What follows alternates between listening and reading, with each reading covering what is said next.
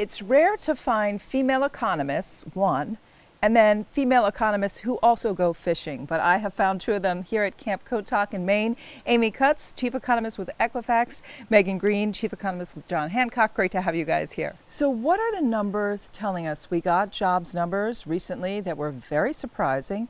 GDP number, not so great. Consumer spending number, good. It's kind of like this back and forth GDP. So what is your read on what we're seeing with this back and forth on good and bad? So in terms of the U.S. economy, I think that one thing that has been consistent is the strength of the U.S. consumer, which is, who is driving this recovery just as the consumer drives every recovery in the U.S. So the jobs data has looked fairly good, although the headline figure has been looking good. The wage data hasn't been looking quite as good. And I think that's based on a global glut of cheap labor. And so that's a big global driver. That's not going to change anytime soon. It's more the manufacturing data in the U.S. that has been up and down quite a lot, and that's partly off the back of a stronger U.S. dollar, which reduces competitiveness of U.S. exporters. Amy, is it bad that it's only the consumer driving the recovery and that businesses are struggling, some of them still? Yeah, and you'd like to see more business investment. You'd like to see stronger infrastructure. You'd like to see sort of the backbone of the economy growing stronger. And to play off a little bit about what you said about wages, at Equifax, we have a database of employer-provided wages, so we get to see the pay stubs. And in there, what I'm seeing is that highly qualified, very strong people in their fields are getting stolen from other employers and getting big bumps in wages. But existing employees are not getting protected by their companies. So they're being, they're being wooed away, but you've been there 10 years. It looks like wages are falling. It just means that those very highly competitive people are being wooed away. But that sort of, think back 2003, you come into the office, the phone was ringing off the hook, recruiters saying, do you know somebody? I'm looking.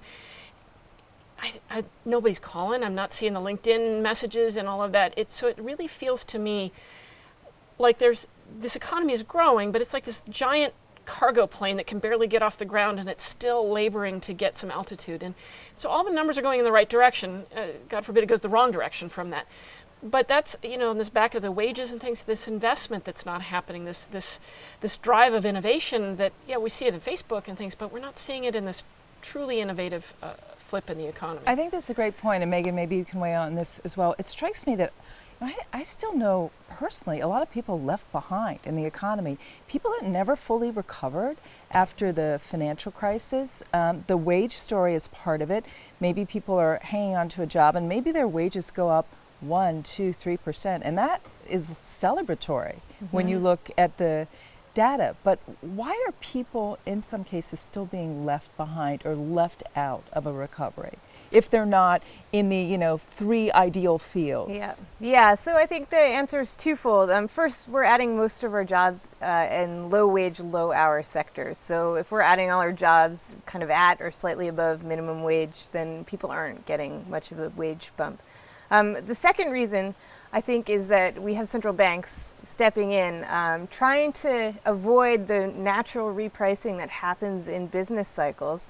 So they're stepping in with all of this liquidity, all of these extraordinary policies, and that's benefiting anybody who's actually sitting on assets. And that tends to be the higher echelons of society. The idea is it's supposed to trickle down through the rest of society, and that's just not happening at all. And so you do have monetary policy feeding into rising inequality in the US and elsewhere.